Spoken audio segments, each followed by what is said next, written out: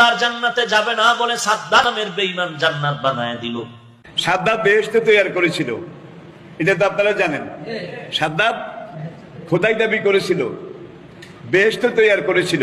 সাদ্দাত তার ইচ্ছা ছিল জান্নাতে ঢুকবে, হাজার হাজার দাসী বাদী বিশ্ব সুন্দরী মেয়েদেরকে নর্তকী সাজায়া উলঙ্গ কইরা নাচানাচি করে সে তার জান্নাতে যাবে।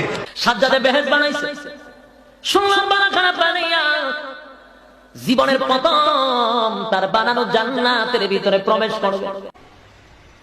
26 বছর আগে বলেছি সাদ্দাতের কাহিনী মিথ্যে। এখন পর্যন্ত কোনো মায়ের বেটা বলে না কেন যে সাদ্দাতের কাহিনী সত্য?